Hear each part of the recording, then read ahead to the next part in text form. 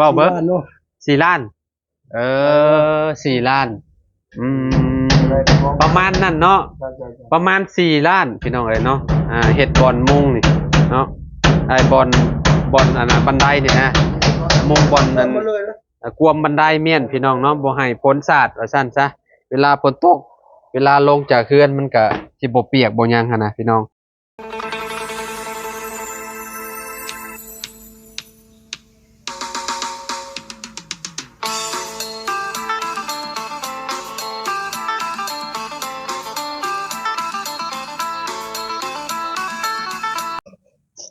กราบสบายดี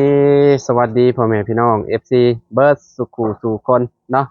บ่ว่าสิอยู่ในและก็ต่างประเทศเด้อพี่น้องเด้อเนาะก็ยินดีต้อนรับเข้าสู่ช่องเบาลาวสตูดิโอเนาะพี่น้องเนาะเอามื้อนี้พี่น้องเฮาก็เข้ามาหาทางน้องน้ำเนาะพี่น้องเพราะว่าเมื่อวานนี้เว้าไว้ว่าสิซื้อตะปูมาให้สร้างเพิ่นพี่น้องเพราะว่าสิติดไม้พาสลาอยู่ปูนอยู่ข้างในหม่องห้องน้องน้ำพุ่นแหละพี่น้องเนาะสิปิดให้เพิ่นเลยเนาะมุมนั้นนะเพราะว่าเข้าไปแล้วมันโล่งมันยังขนาดมันบ่งามพี่น้องเนาะตอนนี้ทางสร้างเพิ่นก็ติดไม้ระแนงอยู่พี่น้องเนาะโอ้แนมไปก็คักอยู่ได้พี่น้องเนาะลูกต่อลูกติ่งเพิ่นก็ติดแล้วเรียบร้อยแล้วพี่น้องเนาะโอเคป่ะพี่น้องเข้าไปหาน้องน้ำเพิ่นก่อนเอาตะปูไปให้ทางสร้างแหล่เพิ่นก่อนพี่น้องเนาะเดี๋ยวว่าเพิ่นถ่าตะปูอยู่กับบ่จักพี่น้องเนาะมื้อนี้จะว่าอยากแล้วบ่จักเนาะติดอยู่ข้างในพวกพี่น้องเนาะไปเบิ่งผู้ชมนำกันพี่น้องแนมไปก็คือว่างามกระดอกกระเดี่ยเนาะเฮือนเพิ่นเนาะไปพี่น้องเนาะพี่น้องเนาะเพิ่นติดไม้ละแนงแล้วพี่น้องเนาะโอ้มองนี่เพิ่นกระจูดเริ่มไหม้สิเบิดแล้วพี่น้องเนาะยังเหลือหน่อยเดียวนึงสุมไผใส่ก็คือว่าคักแล้วเนาะนี่ติดไม่ละแนงแล้วพี่น้องเนาะเนาะท่าตะปูอยู่บ่โอ้ไปพี่น้องเนาะขึ้นไปหาเพิ่นก่อนจ้ะแค่น้องน้ำนะ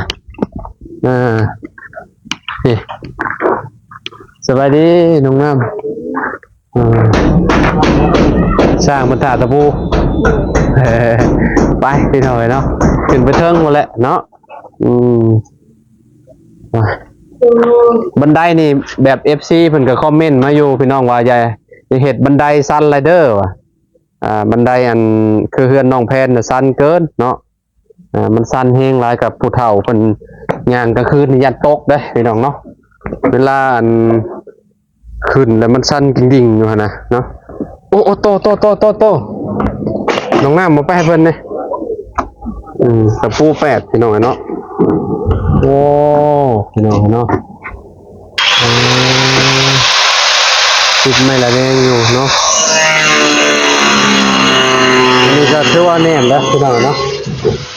ลูกปิ้งเนาะเป็นเห็ดเรียบร้อยแล้วเนาะทางข้าง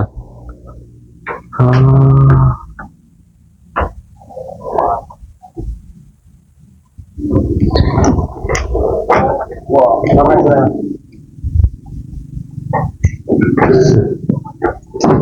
นี่ไปทำไมติดไม่ละเลยครับเลยเล่นมันเกลียวเจ้าขักกะลีเนาะเน่นหนาเลยพี่น้องเนาะ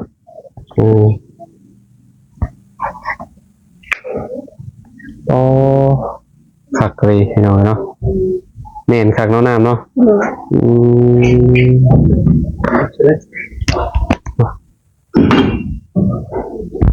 แล้วอันนี้สิลงมือเห็ดข้างในต่อได้หนิเนาะเบิดจักเส้นเลยเนี่ยเบิด2ไม่พาไปหน่อยเนาะเป็นข่าวตะปูน้ำเฮาว่าตะปู8เบิดว่าซั่นตะปู8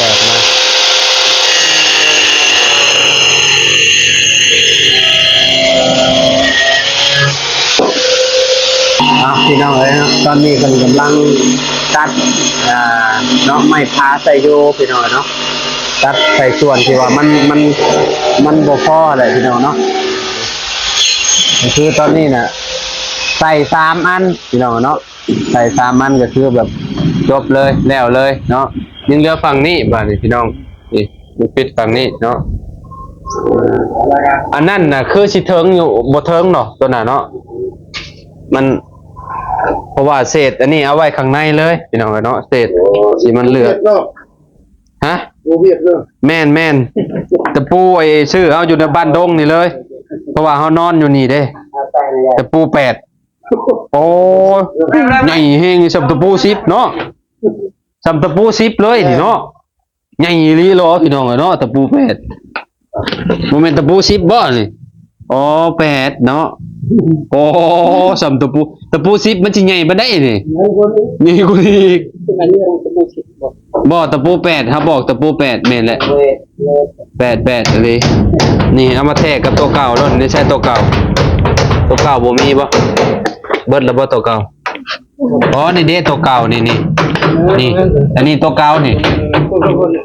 อันนึงพี่น้องเนาะบ่พอซ้ำกันแต่ว่าเวียดนี่สิใหญ่กว่าน้อยนึงอันนี้10บ่อ๋อนี่10เนาะอันนี้8โอ้แตกต่างกันหลายลีเนาะไม่จำเลยมันจะแตกโอ้โหมีแต่เจาะเอาแล้วใส่เจาะเอาหน่อยนึงเนาะโอ้ใหญ่แห้งเลยพี่น้องเนาะพี่น้องเนาะใหญ่มาเลยมาล่าเลยนี่พี่น้องเนาะนี่อันนี้แปดของไทยตัวของไทยกับของลาวไปของลาวนี่ของเวียดนี่ผลิตพิลึกนี่โอ้โมเมนต์ชิปบอสมันให้ชิปมาแล้วบอลื่นกันหน่อยเดียวเนาะโอ้ได้อยู่หรอวะได้อยู่เนาะแบบนี้แล้วจะแน่นนาดีว่าน้ำเนาะแน่นนาขับปัญญาต่อไม่ชำได้ชำหนึ่งนี่ไม่แบบนี้จะแตกเลยเนาะต้องใส่แบบนี่ได้ไม่ได้ได้อยู่เนาะติดตัวนี้แล้วก็คือมาติดตัวนี้แบบนี้เนาะติดตัวนี้แล้วก็ไม่แล้วแบบนี้เนาะโอ้ยขอมาเบิ่งอีกก่อนเล็กๆหน่อยเนาะห้องน้ำห้องน้องน้ำพี่น้องเนาะ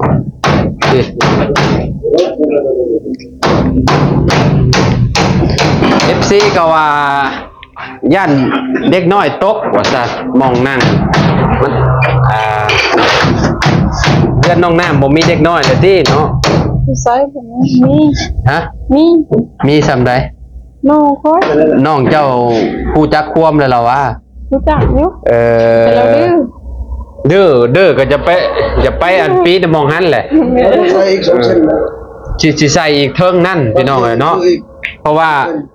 FC อันนึงก็เป็นห่วงมาลายเพราะว่าเพิ่นว่าย่านเด็กน้อยตกว่าซั่นเนาะเพราะว่าเราสิใส่อีกได้พี่น้องนี่ใส่อีกเนาะเพราะว่าเฮ็ดต่ำแบบนี้มันบ่ได้อยู่แล้ว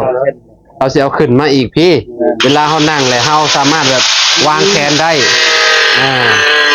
เพิ่นสิใส่อีกได้พี่น้องมองนี่เนาะเนาะก็คือว่าบดห่วงแล้วเนาะเพราะว่าเราสิใส่ไม้อีกน้องของน้องน้ำจะซีเดอร์เนาะพี่น้องเนาะ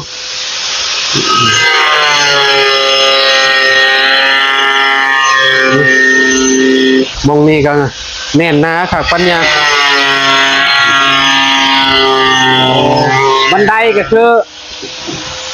FC ก็คอมเมนต์มาบอกอยู่น้ำว่าจะเห็ดสั้นเลยเด้อบันไดเด้อบันไดแบบว่าบ่ต้องเอาสั้นเหมือนนะแน่นเอาแบบนี่จะดอยไปเนี่ยเพื่อนน้องแพทย์น่ะก็แบบสั้นจริงๆเลยพี่น้องเลยเนาะผู้เฒ่าเวลาเพิ่นแบบว่าเมานอนเนี่ยเนาะย่างลงไปคือแบบลื่นลงไปตกเลยพี่น้องเนาะ แล้วก็ FC ก็คอมเมนต์มาอีกว่าต้องเฮ็ดอันน่ะบอลทางลงบันไดแน่ว่าซั่นแบบว่าเฮ็ดเป็นหลังคาโอ้นี่งบยังบ่มีพี่น้องเอ้ยเนาะหลายคอมเมนต์มาเลยเนาะแต่ว่าเฮ็ดมองเวลาเฮาย่างลงเวลาฝนตกฝนหยังมันก็สิบ่เปียกว่าซั่นเนาะบันไดนี่นะพี่น้องตัวนั้นก็คือแบบเฮาต้องคุยกันอีกเทื่อนึงพี่น้องเพราะว่าต้องเฮ็ดอยู่พี่แล้วมันต้องมีต้นเสาอีกตรงนี้เนาะสมมุติว่าสิเฮ็ดเนี่ยนะเนาะต้องมีต้นเสาได้ขึ้นพี่น้องเอ้ยเนาะมาบ่สร้างมันต้องมีเสาอีกว่าเสาอีกเนาะเสาอีก1ต้นและ2ต้นมุมนั้นเนาะมันมีต้อง2ต้นแน่นอนพี่น้องเอ้ยเนาะอันนี้ก็บ่ฮู้ว่าราคาสิเท่าใดอีกนี่สมมุติว่าสิให้เพิ่นเฮ็ดเพราะว่าเฮาคุยกันมันบ่ได้มีในโตที่เฮาสิเฮ็ดนะพี่น้องเอ้ยเนาะสมมุติว่าสิเฮ็ดนี่ก็ต้องจ้างเพิ่นอีกก็นึงนะพี่น้องเอ้ยเนาะหลายคนก็ไลน์เม่นมาพี่น้องเอ้ยเนาะเฮากับเนาะอ่านเบิดอยู่พี่น้องเอ้ยทุกคอมเมนต์เนาะที่ว่าคอมเมนต์มาเนาะถ้าสมมุติว่าเฮ็ดนี่สิเท่าใดเจ้าว่าอันฉากเฮ็ดมงอันการผลนี่แหละกันบนบ้านทวงศาสตร์กันศาสตร์นะบ่นี่นุ่งนี่บ่แม่นมุงและมุงให้มันอันยับออกไปพุ่นแหละประมาณพุ่นแหละยับออกไปประมาณให้แม่นเฮ็ดเอาเป็นแบบได้งามเจ้าว่ะสำหรับสร้างเนาะถามสร้างนะแล้วเฮ็ดลงแบบนี้บ่เฮ็ดลงทรงคือกันกับอันเฮือนใหญ่บ่สมมุติว่าเฮ็ดประมาณแผ่นลูซิ่งนี่ประมาณ2เนาะประมาณ2แผ่นโดยเฮ็ดแบบเนาะตรงมุงอีกเด้พี่ตรงมุงมาฮอดพี่บ่พี่มันต้องฮอดพี่เด้พี่น้องเนาะสมมุติว่ามุงก็ได้โอ้มันชื่อแม่นมันปัดลมมันยังโอ้ใส่งบหลายอีกเด้พี่น้องเอ้ยเนาะถ้าสิเฮ็ดมองกันฝนกันมองบันไดน่ะแต่ลูซิ่งนี่ก็ต้องมีและวาง4แผ่นแล้วก็ไม้พาชล่าอีกเป็นลมเนาะแล้วก็เสาอีกป้าโอ้เบิดลายเลยพี่น้องเอ้ยเนาะงบมันบ่แม่นเรื่องง่ายเลยพี่น้องเอ้ยเนาะคันว่าเฮาสิเฮ็ดก็ได้เนาะอันนี้คือแบบว่าเว้าไว้คร่าวๆซื่อๆดอกพี่น้องเนาะเว้าเพราะว่าเฮือนหลังใดก็คือบ่มีหั่นนะแต่ละหลังแบบว่าบ่ได้มีก็คือมีแต่โล่งๆแบบนี้เลยเนาะอ้ายเนาะสมมุติว่าอันเว้าราคานี่สิเท่าใดสมมุติว่าอันราคาเฮ็ดมองกันชาติกันบันไดนี่ต้องถามกันเบิดเนาะเพื่อว่า FC เพิ่นอยากฮู้หั่นนะอะไรเนี่ยอะไรก็อะไรบ้านไร่จังซี่ก็บ่จางได้แหละแล้วแต่เจ้าฮะเจ้านาเจ้าอ๋ออีทีมอีกตามหัวหน้าเราเลยกันตรงเลยต้องบ่ต้องถามกันก่อนให้หน่อยหัวหน้าครับบ่พอใจกันนะนี่ว่าบ่หัวหน้านี่เพราะว่าพอตำลังกันแล้วสมมุติว่าเจ้าเว้าว่าราคามันพอฟังแล้วก็สิตามเจ้าเนาะคันว่ามันต่ำไปแล้วก็สิคัดค้านแล้วจะได้ไหมที่จะทำเราอยู่ในช่วงแบบพระอยู่กำลังที่ราคาเล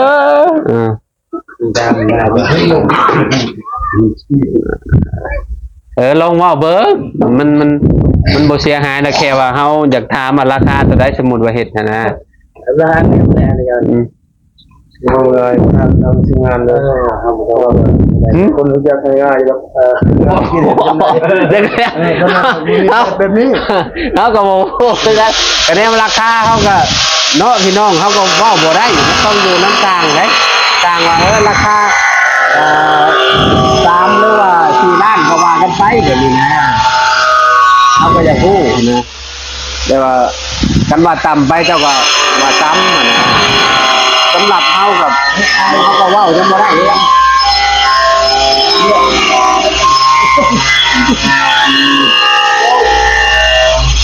ไล่ก็ต้องคิดแหละแบบนี้เลยเช่าเลยเช่าจะรอตั้งไม่ได้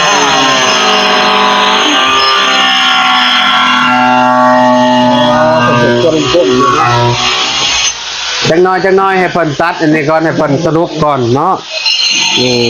ถามไว้เพื่อว่าในอนาคตเนาะน้องน้ำเพิ่นได้นะพี่น้องเนาะได้แบบ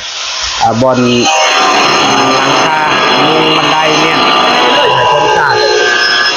แม่นต้องเอาต้องทีละต้องให้มันโต๊ะพี่น้ำทีละสิเนาะเพราะว่ามองนี่มันก็ต้องเปียกนี่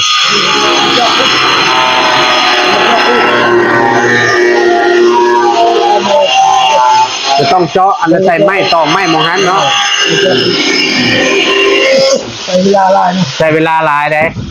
สมมติว่าเห็ดจะต้องไปเจาะตอกไม้ใช่หันอีกหน่อยเนาะมีความเสี่ยงในตัวไม่ทางให้แต่แม่นเพราะว่าตอนเห็ดมันแน่นน้ำไปเลยเด้พี่น้องคันว่าเฮาสิมาลื้ออีกอะมันก็มีความเสี่ยงอะนะไม้พาชราแต่คือไอ้แหละว่าแหละพี่น้องเนาะมันค่อนข้างสิใช้แบบเนาะกระเติมนึงนะพี่น้องเลยเนาะเวลาเห็ดนะห้องนึงเลยมันได้มันเช้าเลยแม่นมันต้องโต๊ะห้องนั่นเนาะสมมุติว่าเห็ดนะมันได้อยู่พุ่นแม่นมันได้อยู่พุ่นเพราะว่าเฮาบ่ได้เห็ดชั้นน่ะเด้แต่ว่าเฮาต้องเห็ดอันน่ะลงพอดีพองามหั่นนะพี่น้องเนาะว่ารถราคาน่ะเดี๋ยวคู่คือกันได้ก่อนปลาให้เจาะพี่อย่ามันแตกกันนะเด้ตาแล้วเจาะเลยเฮ็ดไปก่อนนะลูกก่อนเฮาก็วางไว้เลยแม่นสมมุติว่าเฮามีงบมีหยังก็คือแบบวางแบบไว้เลยอันนี้คือเฮามาเฮ็ดตำรางมันก็คือที่ฮู้แล้วพี่น้องเนาะแล้วตำรางมันยากมันต้องให้แล้วก็มัน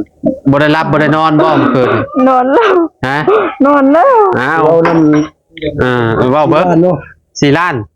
4 ล้านประมาณนั้นเนาะ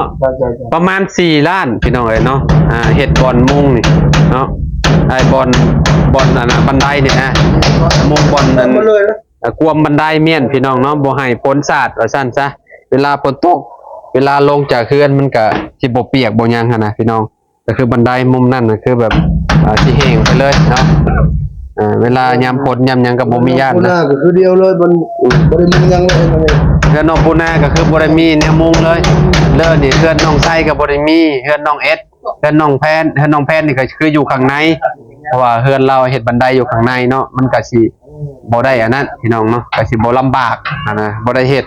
บ่อนกันฝนเนาะก็คือสมมุติว่าคือว่าแหละมันก็สิบ่งามอีกเนาะบ่งามพี่น้องสมมุติว่าสิเฮ็ดบันไดข้างในก็ได้มันบ่เป็นทรงหั่นน่ะเนาะมันต้องมีทรงขึ้นมาเนาะประมาณ4 ล้านเนาะ4 ล้านมาบวกอุปกรณ์นี่ได้บาทนี่อุปกรณ์นี่ก็ป้าไม่ซื้อเลยไม่เช่นครับไม่ที่แท้โทษใส่ประมาณหลายโตเติบใหม่ก็ได้เนาะเสาอีกประมาณ2 ต้น2 หรือ 3หูจ้ะ3หูป่ะโอ้ที่ไหนเนาะเอาเลยตัวนี้เห็นบอกโดยเอามาอย่างที่คุณชิดเลยไปเลยขึ้นแบบนี้เลยสิไปเลยมันบ่อยสิโดยจับเบอร์ก็นั่นเอาไปยังโลเพราะว่าสร้างอันFC เนาะคอมเมนต์มานะสร้างคอมเมนต์มาว่าเอ้ยเบิ่งเด้อบันไดเฮาอ่ะบันไดเวลาฝนตกมันบ่มีมองอันนั้นหลังคาว่าซั่นก็คือที่ฮู้และพี่น้องเนาะเพราะว่าราคาก็ต้องอีกแบบนึงเด้พี่น้องเนาะเฮาบ่ได้ลมกันในตอนนั้นเนาะมาเว้ากันใหม่นี่ก็คือแบบคือที่เราบอกกินนี่แหละประมาณหลัก4 ล้านขึ้นไปแล้วพี่น้องเนาะได้ก็เราชนะเนี่ยแล้วก็คนจีนเนาะหมอชั้นนี้ราคาเฮ็ดก็เงินโดย4 ล้านเลยเนาะประมาณนี้แหละพี่น้องฮู้แล้วแหละเนาะฮู้แล้วสั่งแหละเพิ่นบอกมาแล้วเนาะขอบมุกขอบใจเพิ่นละลายเนาะน้องน้ำกับเวลาฝนตกเจ้าก็หาแนวมาขังไว้แล้วนี่แต่บัตรก็มีอยู่อันนี้คือกันนี่เวลายามฝนก็ถือแบบต้องปลูกแปบัตรเมียนก่อนนี่แถวนี้อันบ่ให้ฝนสาดเขาเด้เพราะว่ามันเป็นไม้เก่าเนาะสร้างเนาะไม้พี่น้อยเนาะว่าไม้คือแบบเอามาแบบใหม่ๆเลยพี่น้อยเนาะ เวลาฝนตกใช่นี่คือเปียกนี่ถึกแสงแดดนี่กรอบเข้าปัญญางโลดพี่น้องเนาะอนาคตเนาะเวลาบ่ได้อนาคตจังนี้สิฮอดยามพ้นแหละบัดเดือนนี้เดือนหน้ากันหน้าพ้นแล้วพี่น้องเนาะเตรียมโตรถน้องน้ำเลยเนาะเจ้าที่อ้ายซื้อมาให้เจ้าเอาขังไว้รถเฮือนก็เป็นเฮือนของน้องน้ำแหละพี่น้องเนาะเฮ็ดแนวใดเนาะFC ก็ว่าเฮือนของน้องน้ำเด้อว่าซั่นคอมเมนต์มาหลายอยู่บ่ได้แม่นเฮือนอันเฮือนพ่อเฮือนแม่ได้ว่าซั่นเนาะแต่ว่าเป็นเฮือนของน้องน้ำว่าซั่นก็เฮือนน้องน้ำกับพ่อแม่ก็อยู่นำกันคือเก่าแหละเนาะพี่น้องเนาะในอนาคตก็ฟังเบิ่งนั่นแล้วบ่ฮู้ว่าเพิ่นสิเอาผัวมาอยู่เฮือนบ่ล้วนแนวใดเนาะน้ำเนาะ ดีอยู่ที่ว่ามาหายังบ่ได้อยู่ตอนนี้เนาะพี่น้องเนาะก็รอเบิ่งนำกันเนาะที่อยากพูดตอนนี้ก็คือไม่นี่แหละไม่พาสลานี่แหละตอนนี้จะลงไปเลยลงไปข้างล่างก่อนพี่น้อยเนาะนี่ทางง่ายๆเป็นเห็ดก่อนเนาะนี่สมุนว่าเห็ดเนาะพี่น้องเห็ดมันก็ต้องอยู่ต้นเสานี้เนาะทางสางแหละเป็นบอกเนาะก็สิเอายับออกมาพี่แหละเนาะนี่ออกมาพี่เลยนี่ประมาณนี้เนาะมีเสาอยู่3ต้นสมุนว่าเห็ดมีมงนีแล้วก็มงพี่เราว่าคะแนนว่าสิเห็ดตอนนั้นคือแบบเราเอาไม้หาคุดชิปไปเลยแล้ววะตอนนั้นพี่น้องเนาะใส่ปึ๊บขึ้นไปแล้วปึ๊บใส่มุมนั้นเนาะเป็นหลังคาซอดเลยนะสมุนว่าเห็ดนี่สีซอดมุมนั้นเลยเอาลงมันสีเลยเนาะฝั่งนี้ก็ลงมาแบบนี้เนาะก็คือว่างามอยู่ได้พี่น้องเนาะสมุนว่าได้เห็ดนะเพราะว่าตอนนี้งบยังกับบ่มีดอกทามพันไว้ซื่อๆพี่น้องไงเนาะสมุนว่ามุงเนาะเวลาฝนตกเป็นยังกะที่อันนั้นบ่เปียกเนาะบอนนี่บันไดนี่ประมาณนี้พี่น้องเนาะไม่ยังไม่พาสลายังเหลืออยู่2 ตับเนาะ2 ตับน่าสิพออยู่ดอกพี่น้องเนาะเพราะว่าตัวนี้เนี่ยใช้อยู่ประมาณ5 แผ่นอยู่ข้างในนี่ก็ประมาณ5นี่นะสิพอเพราะว่ามันกับบ่ได้อันนั้นบันไดบ่ได้กว้างบันไดเนาะคือเวลามันขาดมันยังกระต่อเอาจากนั้นเนาะไม่ก็มีอยู่นี่ไม่กองเมียนอยู่นี่เนาะน้ำเนาะนี่ไม่เศษนี่กองเอาไปต่อมงทวนมันน่ะได้อยู่ดอกเนาะนี่เด้ไม่ที่เพิ่นตัดนี่เศษยังลายอยู่นี่ประมาณโอ้ลายอยู่ได้พี่น้อยเนาะได้อยู่นี่เศษนี่ได้เบิดแหละเนาะประมาณนี้พี่น้อยเนาะเบื้องด้านนี่ก็ถือว่าโอเคแล้วเนาะมุมนี้งามพี่น้อยเนาะโอ้ไปสนามไปป้าแล้วเด้อด้วยมาไปป้าแล้วเมื่อนี้มาอัปเดตให้เบิ่งนำกันพี่น้องเนาะซื้อเล็กตะปูมาให้ช่างเพิ่นช่างเพิ่นก็คอยถ่าอยู่เพิ่นว่าอยากเอาตะปูมาตอกไม่มองทวนนั่นแหละพี่น้องเนาะแต่ว่าเพิ่นก็ตอนนี้เพิ่นกำลังปิดมองนี้อยู่เนาะใส่ไม้ละนุ่งนั่นเองอยู่มุมนี้เนาะ